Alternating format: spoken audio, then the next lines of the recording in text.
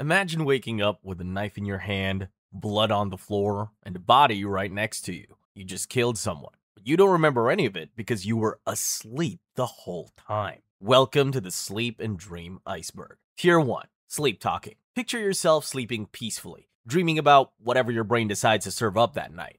Meanwhile, your roommate is sitting in the next room, hearing you have a full conversation with absolutely no one. Sleep talking, or somniloquy if you want to sound fancy at parties, happens when you verbally express whatever's bouncing around your unconscious mind. Could be random words, could be complete sentences. It could also be you revealing your deepest secrets to anyone within earshot. Whoops. The weird part? You're completely unaware it's happening. Your brain is essentially live streaming your dreams through your mouth without your permission. It usually happens during lighter stages of non-REM sleep, though it can also occur during REM, when your brain is active enough to form words but not quite awake enough to filter what comes out. Most of the time, sleep talking is completely harmless. It's just your brain failing to fully paralyze your vocal cords like it's supposed to during sleep. Stress, fever, sleep deprivation, or certain medications can make it worse, but generally speaking, it's nothing to worry about.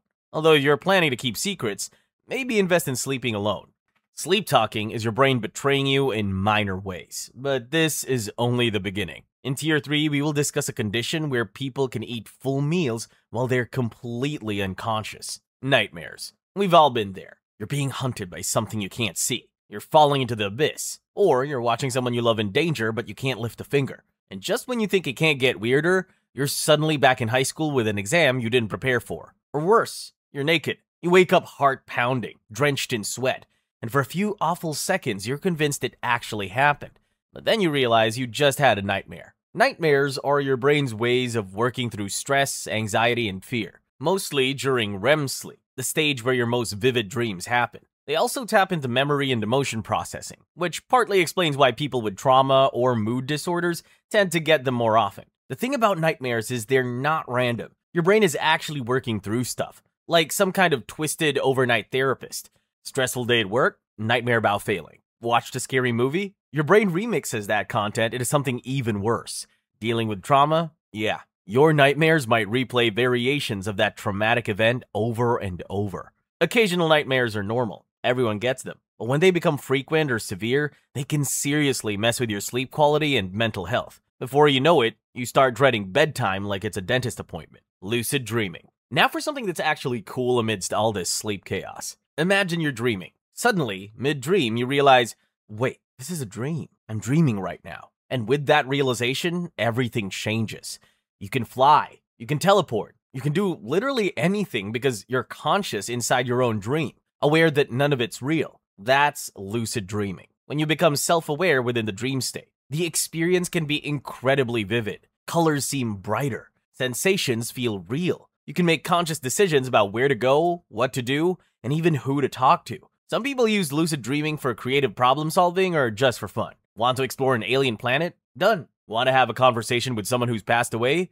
Your brain can simulate that too. Some people experience lucid dreams spontaneously, but others actively train themselves to achieve this state. Techniques include keeping dream journals to improve dream recall, performing reality checks throughout the day, like trying to push your finger through your palm, and setting intentions before sleep. Research shows that during lucid dreams, the parts of your brain tied to self-awareness and decision-making, mainly the prefrontal cortex, light up. You're in this weird in-between state, asleep enough to dream, but awake enough to know it's happening. If you manage a lucid dream, sure, you can brag about it the next day, but don't expect anyone to actually believe you. Insomnia. You're lying in bed wide awake. It's 3 a.m. and you have to be up at 6. You've tried everything, counting sheep, controlling your breathing, clearing your mind.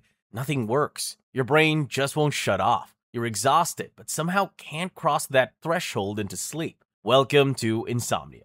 Arguably the most common sleep disorder and definitely one of the most frustrating. Insomnia isn't just having trouble sleeping sometimes. It's a persistent condition where you either can't fall asleep, can't stay asleep, or wake up way too early and can't get back to sleep. And here's the cruel part. The more you worry about not sleeping, the harder it becomes to actually sleep. Your anxiety about insomnia becomes part of what causes the insomnia.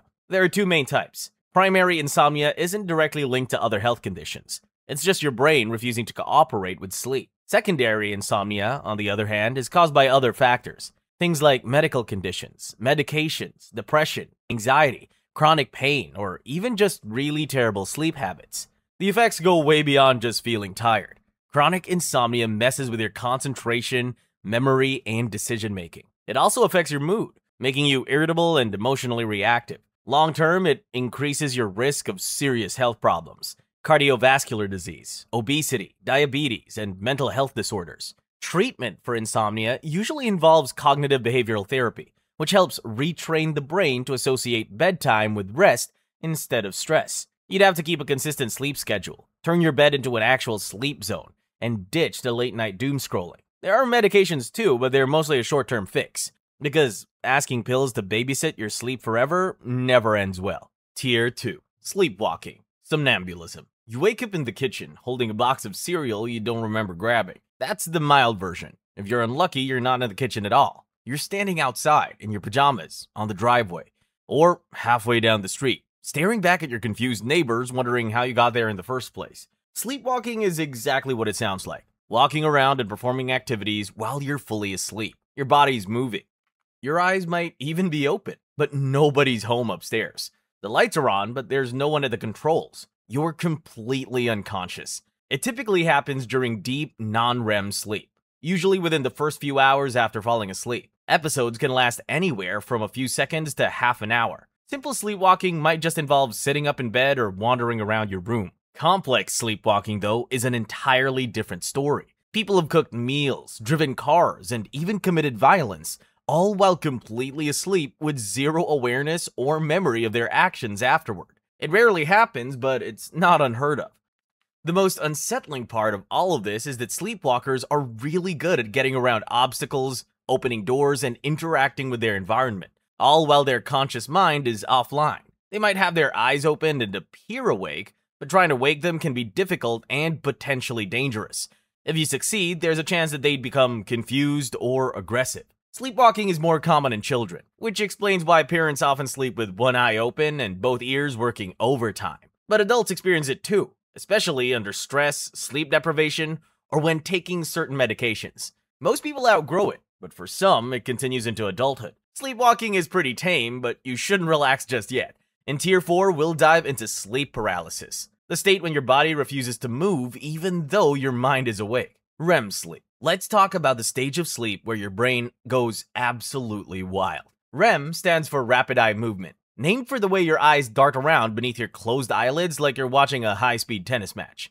This is when your dreams get the most vivid, memorable, and bizarre. Like that movie where you're a detective solving crimes alongside a talking dolphin. During REM, your brain is almost as active as when you're awake. It processes information, stores memories, and sorts through emotions while you sleep. At the same time, most of your voluntary muscles, specifically your arms, legs, and torso, shut down in a state called atonia, which prevents you from acting out your dreams. You can think of the pause button as a safety mechanism. Without it, sleep could get really dangerous for you and anyone sharing your bed. When you're dreaming during REM, your body reacts as if everything is happening for real. Your heart rate rises, breathing becomes irregular, and blood pressure fluctuates. REM is essential for your brain to organize experiences, manage emotions, and retain important information from the day. You cycle through REM multiple times each night, with each period getting longer as the night progresses. Your final REM phase occurs just before waking, which explains why morning dreams are easier to recall, and why an alarm clock feels so disorienting. Jetlag. You step off a plane in Tokyo. It's 9 a.m. local time, but your body insists it's 8 p.m. because that's what time it is back home. You're exhausted, but can't fall asleep. Or you suddenly end up wide awake at 3 a.m., staring at the ceiling. Welcome to jet lag, your body's confused reaction to traveling faster than evolution ever intended. Your body runs on an internal 24-hour clock called the circadian rhythm, controlled by a tiny part of your brain that responds to light and darkness. The clock regulates when you feel sleepy, when you feel alert, when you get hungry, and basically every other physiological function tied to time of day. When you rapidly cross multiple time zones, your internal clock is suddenly out of sync with the external world. Your brain thinks it's midnight, but the sun is shining. You're supposed to be eating dinner, but your stomach is convinced it's breakfast time. The symptoms are more than just tiredness. You feel foggy and disoriented. Your digestion gets weird. You're irritable. Your sleep is fragmented. You fall asleep at inappropriate times and can't sleep when you should. Interestingly, traveling east is typically worse than traveling west. That's because it's easier for your body to delay its internal clock than to advance it. To put it simply, your brain can handle staying up later more easily than being forced to sleep earlier. Jet lag usually fades on its own as your circadian rhythm adjusts, typically taking about a day for each time zone you travel across. There are a few tricks to make the adjustment faster. Get the sunlight, drink water, and match your meals and sleep to the local time as soon as you can. Sleep deprivation. One night of bad sleep makes you groggy. 2 nights and you're struggling to function. 3 nights and your cognitive abilities start seriously declining. Keep going and things get genuinely frightening. Sleep deprivation is exactly what it sounds like. Not getting enough sleep. But the effects go way beyond just feeling tired. After just 24 hours without sleep, your reaction time is impaired to a level comparable to being legally drunk. Your memory, concentration, and decision-making all suffer. You become emotionally reactive, irritable, and your judgment goes out the window. Keep it up long enough and your body will start falling apart in slow motion. The immune system taps out first, then your coordination goes, and before you know it, you're walking into doors you swear weren't there a minute ago. Push it further and the shadows start to move on their own. Give it a little more time and you'll start experiencing micro-sleeps, brief episodes lasting just a few seconds where your brain essentially shuts down without your permission. Even while you're standing or driving, your eyes might stay open, but you're unconscious. If this happens while you're behind the wheel, you might not make it out alive. Chronic sleep deprivation is linked to serious long-term health problems like obesity, diabetes, cardiovascular disease, and weakened immune function. It also accelerates aging. Yes, not sleeping enough literally makes you age faster. Dark circles and puffy eyes aren't just the visible signs. The internal damage runs a lot deeper. In Tier 6, you'll hear about a teenager who stayed awake for 11 days straight and came to regret that decision.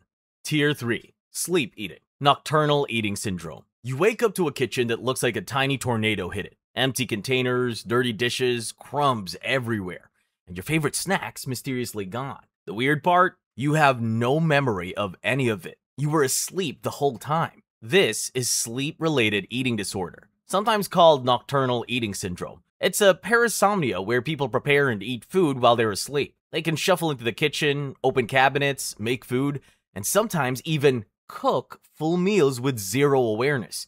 The food choices are often bizarre and genuinely concerning. People report eating stuff they'd never touch while awake. Raw frozen foods straight from the freezer, sticks of butter like candy bars, or Frankenstein sandwiches with peanut butter, pickles, and hot sauce. Your conscious taste and self-control are offline, so your sleeping brain raids the fridge like a drunk college student at 2 a.m. People have turned on stoves, used knives, and operated kitchen appliances while asleep, and that's what makes it so dangerous. The risks of burns, cuts, or starting fires is very real. There are also documented cases of people eating toxic substances because their sleeping brain couldn't distinguish between food and cleaning products. Beyond the safety risks, sleep eating can cause significant weight gain since you're consuming hundreds or even thousands of calories you don't remember, and therefore can't account for. You're confused about why you're gaining weight when you're eating healthy during the day, not realizing you're downing an entire pizza at 3 a.m. every night. Nocturnal eating syndrome is often linked to other sleep disorders. Stress, certain medications, particularly some sleep aids ironically. The pills meant to help you sleep might make you raid the fridge. Or dieting, which means your brain might just be making up for what it thinks is lost food. Your conscious mind says diet, but your unconscious mind says not today and goes hunting for carbs. Treatment typically involves addressing underlying sleep disorders, removing potential hazards from the kitchen, and in some cases, medications that reduce the frequency of episodes. Exploding head syndrome. Even though the name sounds like something straight out of a horror movie, your head doesn't actually explode. That's the good news. The bad news is your brain makes you think it might, and the experience is absolutely terrifying. Exploding head syndrome is a sleep phenomenon where you experience sudden, loud noises in your head during the transition between wakefulness and sleep. It can feel like a gunshot going off next to your ear, a door slamming, or thunder crashing inside your skull. The sounds are entirely internal, so you're not actually in danger, but your brain definitely makes it feel dramatic. The volume is intense enough to jolt you awake, heart pounding, adrenaline flooding your system, absolutely convinced something catastrophic just happened. Despite how terrifying it is, EHS is completely benign. There's no pain, no actual physical danger, and no lasting effects beyond being startled awake and needing a few minutes for your heart rate to return to normal. The exact cause isn't fully understood, but it's believed to involve a sudden surge of neural activity in the brain's auditory cortex, or the brainstem areas that regulate the transition between sleep stages. It's like your brain's volume knob suddenly gets cranked to maximum for a split second. Many people experience it only once or twice in their lifetime, like winning the world's worst lottery. Others have recurring episodes, experiencing it multiple times in a week or month.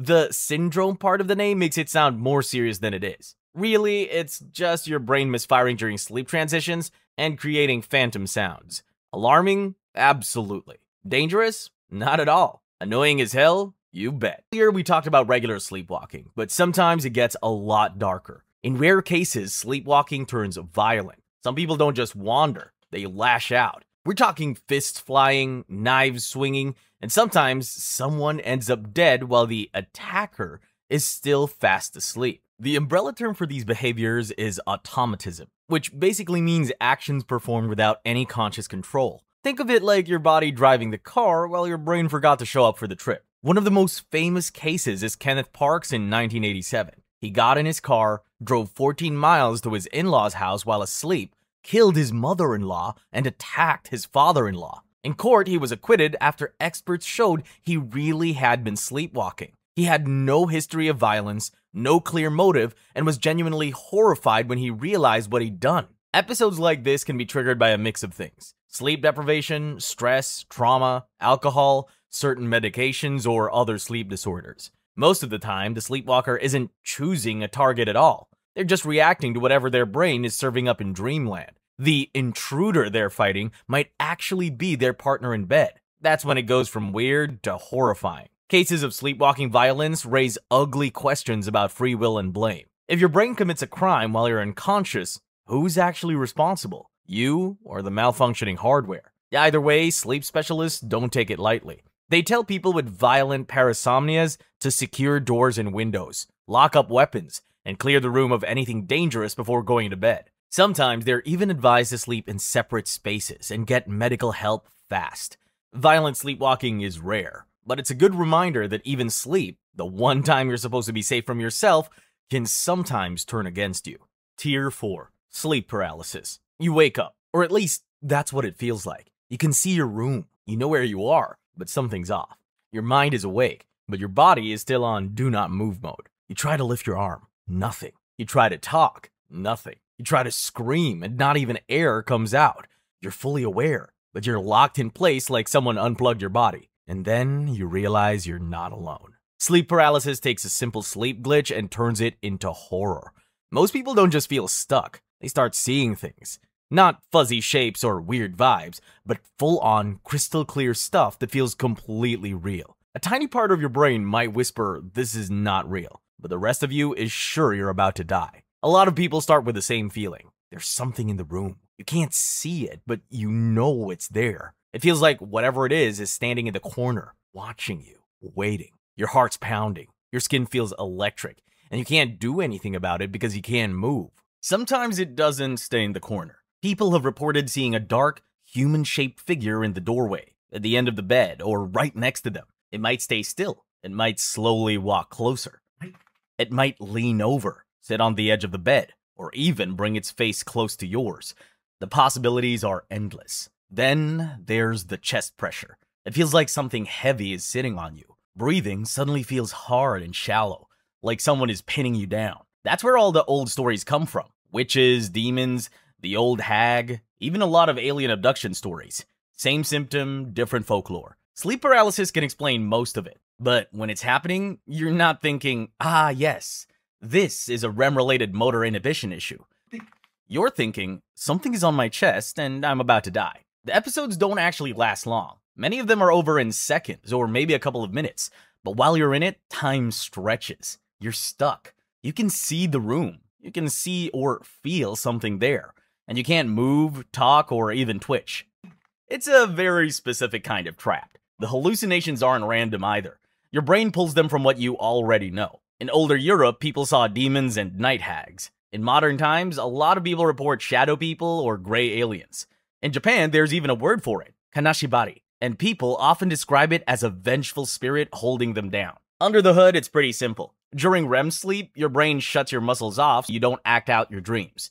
That paralysis is normal. Sometimes, though, your brain wakes up before your body turns that paralysis off. Now you're in a half and half state. Your eyes and awareness are online. Your motor system is still locked. Your brain tries to explain that mismatch, and because you're terrified, it fills the gap with fear-shaped images. Sleep paralysis is more likely if you're sleep deprived, constantly changing your sleep schedule, working nights, under heavy stress, or taking certain meds. Some people get it once and never again. Others deal with it over and over for years. The annoying part is you can't just snap out of it on command. There's no magic phrase, no instant reset. You have to wait for your brain to fully wake the rest of your body up. People who get it a lot say they sometimes speed it up by putting all their focus on one tiny movement, like trying to wiggle a toe or a fingertip, and letting that slowly spread. It's not a guarantee, but it gives you something to hang on to while you're stuck. Night terrors. Sleep terrors. Earlier, we talked about nightmares, the bad dreams you actually remember. Night terrors are different. They're louder, scarier, and somehow worse.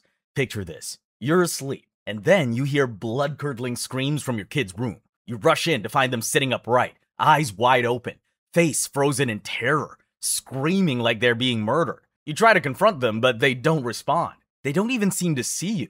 They just keep thrashing, sweating, and fighting whatever monster their brain has cooked up. Then, just as suddenly, they lie back down and go to sleep. The next morning, they remember nothing. That's a night terror. It happens during non-REM sleep, when the brain gets stuck between dreaming and waking. Their body goes into full panic mode while their conscious mind stays offline. You get the screaming, the racing heartbeat, the sweating, sometimes even full-on running around the room. There's nothing you can say to snap them out of it. Trying to wake them up is pointless, like arguing with a smoke alarm. All you can do is make sure they're safe and wait for it to pass. Most episodes last a few minutes, but when you're standing there watching, it feels like forever. Night terrors mostly happen in kids between 3 and 8, but adults can get them too, because apparently sleep isn't content with being peaceful. Once the episode ends, the person drifts right back to sleep like nothing ever happened, leaving everyone else wide awake and questioning what they just saw. False awakening loops. You open your eyes. Thank God, that nightmare is over.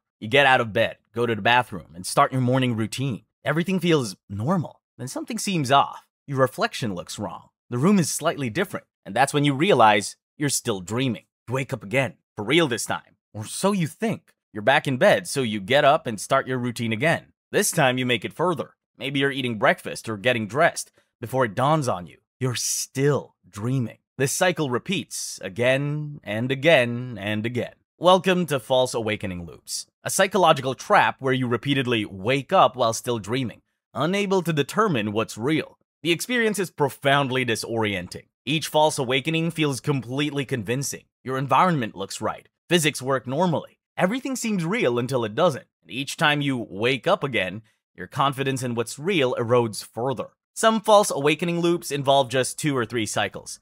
Others have reported to repeat dozens of times, with the dreamer becoming increasingly desperate to actually wake up. The psychological impact can be rough. Even after you wake up for real, you might find yourself second-guessing everything. People start doing little reality checks, pressing their fingers into their palms, staring at clocks or text to see if it changes, testing if they can control anything around them. Basically, turning into amateur detectives in their own bedrooms. And honestly, it does make you feel like you're losing it, which is fair because your brain just pranked you hard. False awakenings can be the gateway into lucid dreaming. If you realize you're still asleep, you might be able to take control and steer the dream. But if you're not used to it, the only thing that skyrockets is your anxiety, until you finally wake up for real. Hypnopompic hallucinations. Sleep paralysis involves hallucinations while you're trapped and unable to move. Hypnopompic hallucinations are similar, except they happen as you're waking up, and sometimes your body can move. Hypnopompic refers to the transitional state from sleep to wakefulness. During this phase, your brain is partly awake, but still generating dream content. The result? You see, hear, or feel things that aren't there. But unlike dreams, you're conscious and in your actual environment. It usually starts with a strange sense that someone has slipped into your room, even though it's empty. And the feeling breaks the moment you glance around. Then the soundstage rolls in, where you catch a footsteps you can't place, or a piece of music drifting in from nowhere. And sometimes even a voice saying your name when no one's there to say anything. And finally, your body gets dragged into it, with a light touch on your skin or a slow, heavy weight settling on the mattress. None of it is actually happening. But in the moment, your brain does its best to convince you otherwise. The hallucinations are vivid and feel absolutely real, because your conscious mind is interpreting them as real sensory input. Unlike dreams that evaporate quickly upon waking, these can feel like genuine experiences in your actual bedroom. The hallucinations can hang around for a few seconds or stretch into a couple of minutes, and they usually fade once your brain finally wakes up. Those seconds feel a whole lot longer though when you're watching a shadow drift across the room or listening to footsteps that seem to be heading straight for your bed. They're more common in people who are sleep deprived, have irregular sleep schedules, experience high stress or anxiety, so basically everyone, have narcolepsy or other sleep disorders, or sleep on their backs. It's also more common in people who've experienced them before. The hallucinations are related to sleep paralysis, but they're not the same. With sleep paralysis, you can't move. With hypnopompic hallucinations, you often can move, which makes them feel more real. You can sit up, look around, even leave the bed, and the hallucinations persist for a few moments. Many people experiencing this for the first time are convinced their room is haunted or that they're losing their mind, which honestly makes total sense. Understanding the physiological cause can give a tiny bit of comfort, but it doesn't make the screaming shadow on your chest any less terrifying when it happens. At least these hallucinations fade quickly once you're fully awake. In Tier 6, you'll hear about one condition where the hallucination continues even when you're awake. Tier 5, REM Sleep Behavior Disorder. Remember how we talked about REM sleep? The part where your body shuts down movement so you don't act out your dreams? It's one of the brain's better safety features. Right up there with don't touch the hot stove, and maybe don't jump off the cliff. Yeah. So what happens when that system decides to stop working? REM sleep behavior disorder is a condition where the normal muscle paralysis doesn't occur. The result is that people physically act out their dreams with full force. Punching, kicking, jumping out of bed, running, sometimes even attacking their bed partners. People have punched through walls, leaving their hands broken and bloody, jumped through windows, crashing through glass and falling multiple stories.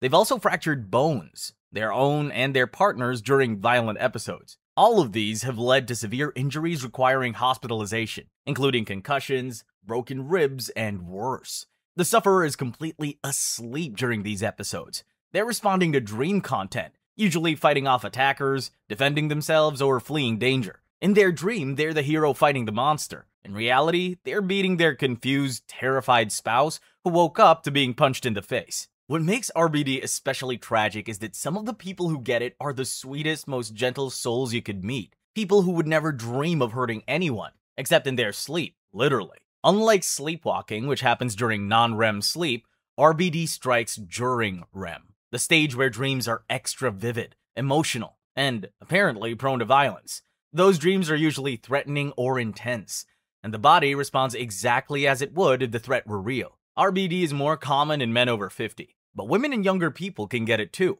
The scary part is that in some cases, it's an early warning for neurodegenerative diseases like Parkinson's or Lewy body dementia. Studies show a fair number of people with RBD end up developing these conditions years or even decades later. So yeah, it's serious. Treatment usually involves using medications that calm REM or restore the brain's natural paralysis switch. You also have to baby-proof your bedroom. Remove sharp objects, pad walls and furniture, and sometimes even sleep in a sleeping bag just to keep you from turning your dreams into a real-life crime scene. Couples with RBD often face the cruelest dilemma: share a bed and risk injury, or sleep apart and lose a little of that nightly intimacy. Kleine-Levin syndrome, sleeping beauty syndrome. Ever wish you could just sleep through your problems? Kleine-Levin syndrome, sometimes called sleeping beauty syndrome, is that idea taken way too literally. It's a disorder so rare it sounds fake at first, like something from a sci-fi script, until you see what it actually does to people. During KLS episodes, people can sleep 20 hours a day, every day, for days, weeks, or even months at a time. They wake up just long enough to eat, use a bathroom, mumble a few confused sentences, and then they're back in bed. When they're briefly awake, they're not rested. They're dazed, spacey, and slow. They describe it like being stuck in a dream they can't shake off. Everything feels foggy and unreal, and simple tasks can feel like trying to think through wet cement. The sleeping is only the beginning. Episodes come with a whole package of weird behavior. Personalities can also flip. Someone who's usually calm and polite can suddenly act childish, irritable, or aggressive. They might snap at people for no reason. act silly or inappropriate, or just seem like a completely different person. Appetite can go off the rails too. People with KLS develop this compulsive eating during episodes. They'll clear out fridges and cupboards, eating way more than they normally would, with no real sense of, I'm full, I should stop now. There can also be hypersexuality, adult thoughts or behavior that's way out of character for them in normal life. Things they'd never say or do when they're well suddenly show up during episodes. Then, the episode ends, and that slide of them switches off completely, like it never existed. On top of all that, some people hallucinate. They see or hear things that aren't there, and the line between sleep and wake basically disappears. It's like their brain can't decide which mode it's in, so it just mashes both together. Episodes can drag on for days, weeks, sometimes months. Then, just as suddenly as it started, the episode stops. Sleep goes back to normal. Mood stabilizes. Thinking clears up. Between episodes, they're completely fine. Normal sleep, normal behavior, normal life. Then, without warning, another episode hits, and they vanish back into bed again. It usually starts in the teenage years or early adulthood, more often in guys than girls. Some people get 1 or 2 episodes a year. Others might go longer between them. You never really know when the next one is coming, or how long it'll last, which makes planning any kind of life a nightmare. School becomes nearly impossible. You can't exactly sit exams if you're asleep for 3 weeks straight. Jobs don't survive many, sorry, I disappeared into hypersleep again conversations. Friendships and relationships get strained when you keep dropping out of reality for long stretches. It's like losing big chunks of your own timeline with no control over it. The worst part is that they're not totally gone during episodes. They're not in a coma. They're half there. They're aware enough to sense that something is very wrong, but not awake enough to pull themselves out of it. As for the cause, we don't have a clean answer yet. The main suspect is the hypothalamus, the part of your brain that manages sleep, hunger, body temperature, all the basic survival settings. Something in that system seems to misfire. Infections, immune problems, or structural quirks in the brain have all been suggested as triggers, but nothing is nailed down. So, Sleeping Beauty syndrome sounds cute until you realize it's not a fairy tale. It's your brain randomly stealing weeks or months of your life and refusing to tell you when it'll stop. Narcolepsy and Cataplexy.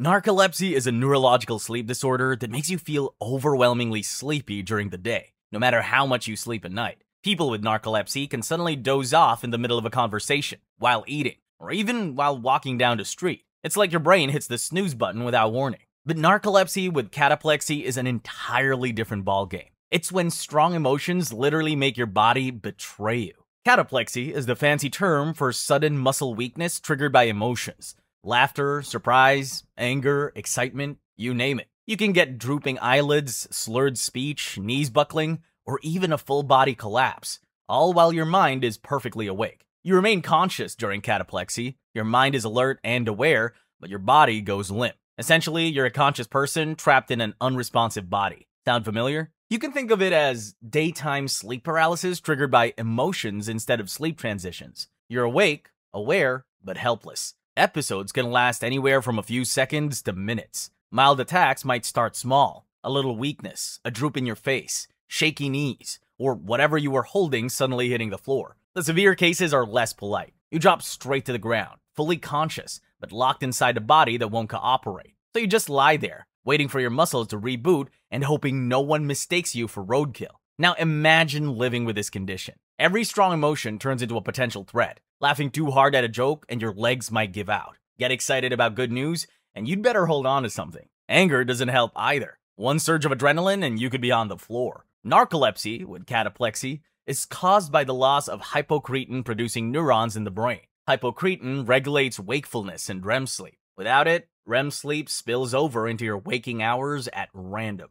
Tier 6. Randy Gardner Sleep Deprivation Experiment. Between late December 1963 into January 1964, a 17-year-old high school student named Randy Gardner decided to see how long a human could stay awake. His science fair project became one of the most famous sleep deprivation experiments in history, and a cautionary tale about pushing the human brain past its limits. This is what happens when a teenager's ambition meets terrible decision-making and a really permissive school district. Gardner's goal was simple: stay awake longer than anyone ever had. The record at the time was 260 hours, about 10.8 days. With a team of researchers who, for some reason, thought it was wise to let a teenager test the limits of human consciousness monitoring him, he pushed past it. Gardner stayed awake for 264 hours straight, 11 days without a single moment of sleep. Not even a cat nap, nothing. Right from day 2 or 3, things started to go sideways. Crankiness, memory slips, the foggy brain version of a high school all-nighter, but times 10. By day 4, his reality check started glitching. He actually believed he was a famous athlete. By day 6, his speech was slurred. Tasks got impossible. Day 9, conversation couldn't be trusted. Day 10 and 11, paranoia, hallucinations, serious mental unraveling. Throughout the experiment, researchers monitored Gardner's vital signs, cognitive function, and behavior. What they found was pretty scary. Sleep deprivation doesn't just make you tired. It systematically dismantles your brain's ability to function. His motor skills deteriorated. His memory became essentially non-functional. His emotional regulation disappeared. His perception of reality fractured. By the end, he was barely recognizable as the teenager who started the experiment. After 264 hours, Gardner was finally allowed to sleep. He slept for 14 hours and 40 minutes straight. Upon waking, he reported feeling fine, refreshed, alert, back to normal. But decades later, he was reported to have severe insomnia, starting around 2007, and he himself believes the 11-day sleepless stunt played a role. Gardner chose his sleep deprivation and could stop whenever he wanted. But there's a condition where sleep deprivation isn't a choice, where your brain simply stops sleeping, and you can't do anything to change it. Which brings us to one of the most horrifying disorders in this entire iceberg: fatal familial insomnia. Imagine not being able to sleep, not just having trouble sleeping, but being completely, utterly unable to sleep no matter what you do, and knowing that this inability will kill you. Fatal familial insomnia is a genetic prion disease so rare and horrifying, it barely seems real. It's a neurodegenerative disorder where your brain progressively loses the ability to sleep. And once it begins, there's no treatment, no cure, just a slow, inevitable decline toward death. It starts small. You're just not sleeping right. You lie there, finally drift off, and wake up feeling like you didn't get any sleep. Night after night, you go to bed tired and wake up feeling even worse. Then, your body hits panic mode. Your heart races, your thoughts spiral, and you start hearing or seeing things that aren't there. You know something's wrong, and the not sleep makes everything louder. It's only a matter of time until the bottom drops out. Sleep just stops. No quick dozes, no nodding off on the couch. You're eating but losing weight. The weird sights and sounds turn up to the max. After that, thinking and talking get messy. You're awake, but your mind is slipping out of your grip. Most people eventually fade into a stupor and pass away. From the first signs to the end, fatal familial insomnia usually takes around 18 months, sometimes less. No one beats it. The condition is caused by a glitch in the PRNP gene, the one that makes prion proteins. The glitch makes the proteins fold the wrong way, and those misfolded prions damage the thalamus, the part of the brain that flips the sleep switch. When the switch breaks, you can't sleep at all. As the name implies, fatal familial insomnia runs in families. If you carry the gene, each child has a 50% chance of getting it. Most people don't see symptoms until their 40s or 50s, but timing can vary. You can live a normal life, and then one day, everything changes. We all joke about not needing sleep and how much more we'd get done. FFI is the hard answer to that wish. Take sleep away and the whole system comes apart. It doesn't give you extra time. It takes it. The man who never slept. Al Herpin. Al Herpin, born in 1862, claimed he never slept. He didn't struggle with insomnia, he just never slept. According to reports, he would lie down and rest, but never lost consciousness. For decades. Herpin worked as a laborer in New Jersey and told anyone who would listen about his no-sleep life. Newspapers reported the doctors supposedly observed him and confirmed he appeared awake 24/7. But there's zero scientific documentation. No sleep studies, no EEGs, no rigorous monitoring. Just anecdotal reports from the 1940s. Modern sleep researchers are deeply skeptical, and rightly so. The consensus is that Herpin almost certainly did sleep, just differently than normal. He might have experienced frequent microsleeps throughout the day that he wasn't aware of, achieved rest through an extremely light sleep stage that didn't feel like sleep to him, or had a rare condition where his perception of time and sleep was distorted. If his story were true, he would have violated everything we know about human physiology. The brain needs sleep, period. Sleep deprivation kills. Randy Gardner nearly lost his mind after 11 days. FFI patients die within 18 months of total sleeplessness. Sleep isn't optional. Your brain literally dies without it. Shadow people phenomenon. We've touched on shadow people during sleep paralysis, but the phenomenon goes beyond that. Sometimes they appear while fully awake, during extreme sleep deprivation, or seemingly out of nowhere. So, what are shadow people? Imagine a human-shaped silhouette with no features, no face, just a void in the shape of a person. Sometimes they wear what looks like a hat or a hood, giving off vibes of a shadowy businessman or monk. You usually catch them in your peripheral vision, but the moment you look directly, they vanish. They can appear solid and three-dimensional, not just a flat dark blob on the wall. They move with impossible speed, darting across rooms, slipping through walls, defying the laws of physics. It's like your brain's version of a horror movie, except you're the unwitting audience and sometimes the star. People experiencing severe sleep deprivation, truck drivers on long hauls, military personnel on extended operations, and in some cases, students pulling multiple all-nighters frequently report seeing shadow people. They appear in doorways, stand in corners, peer around furniture, and are always watching. Or at least, that's what it looks like. The phenomenon has spawned urban legends and paranormal theories. Some believe shadow people are interdimensional beings, demons, or ghosts.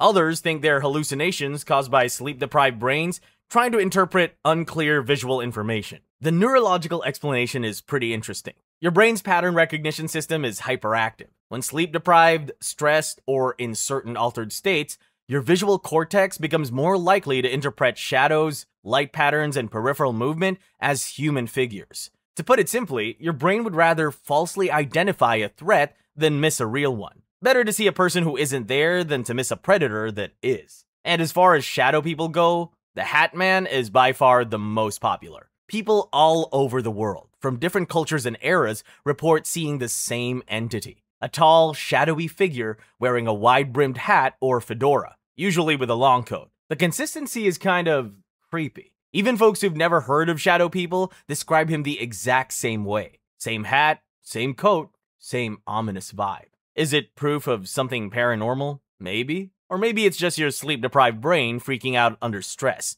creating the same creepy hallucination over and over thanks to how humans process visuals and archetypes. Some people see the Hat Man so often he becomes almost roommate-level familiar. Others get a single visit and that's it.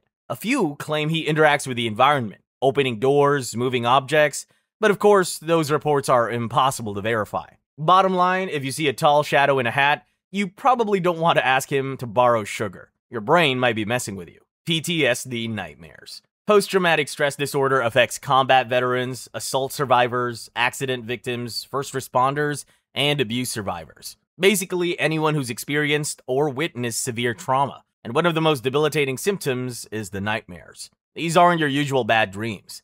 PTSD nightmares are a whole different beast. They're repetitive, the same scene every night. The explosion, the gunfire, the moment it all went wrong. Your brain keeps hitting replay on the worst thing that's ever happened to you. Sometimes your brain throws in small variations, like a sadistic director editing the same scene for maximum torment. You might even try to save someone in the dream, a friend, an enemy, a civilian, but usually you can't. You watch them die again and again. The dreams are hyper-realistic too. Regular dreams feel fuzzy or strange, but these feel real. You're not watching it happen. You're back there, right in it, feeling every bit of fear and panic all over again. They're also physically brutal. People scream, kick, fight in their sleep, and sometimes even hurt whoever's beside them. They wake up drenched in sweat, gasping like they just escaped something that was actually chasing them. As time goes by, anticipatory anxiety becomes its own problem. You're afraid to sleep because you know what's waiting. You stay awake as long as possible,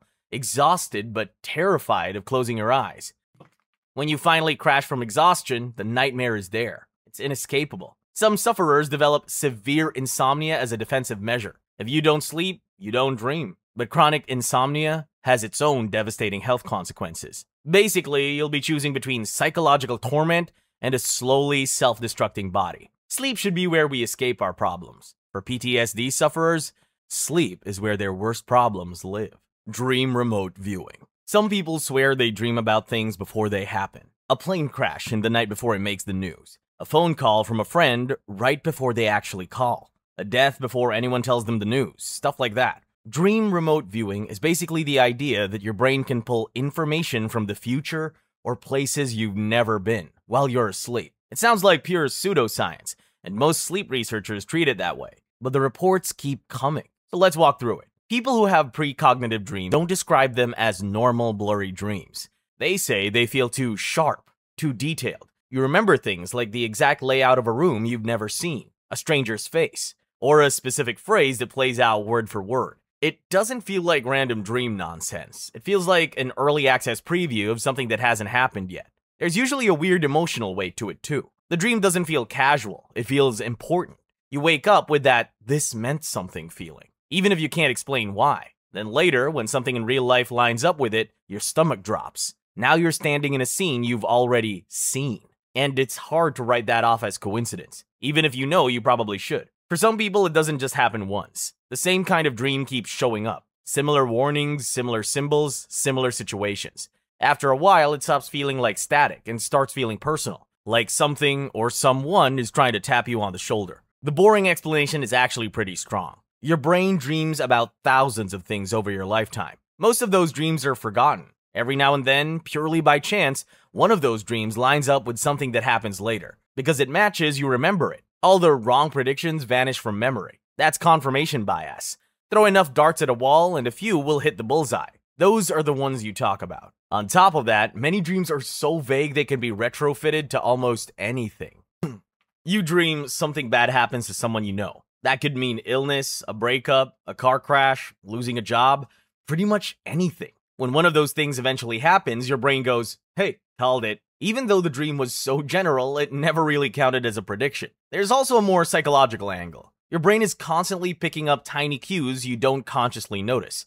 Changes in someone's mood, subtle physical signs, bits of news you didn't fully process. While you sleep, your brain plays with that data. You dream your friend is sick. The next day, they tell you they're going to the hospital. It feels psychic, but it might just be your brain connecting dots your waking mind ignored. Now, the part that keeps this topic from being completely dismissed. Some cases are annoyingly specific. People dream about exact locations, names, or very particular scenarios that later show up in real life. Statistically, a few of these are still expected by chance when billions of dreams happen across billions of people. But they're weird enough that they get a lot of attention. The CIA and military did actually fund research into remote viewing, the awake version, for years. They had people try to see distant locations or events without being there. Some sessions looked impressive, a lot were total misses, and the overall results were too inconsistent and messy to be useful. Interesting, but not "we've cracked psychic spying" level. So if precognitive dreams are real, that would flip our idea of time on its head.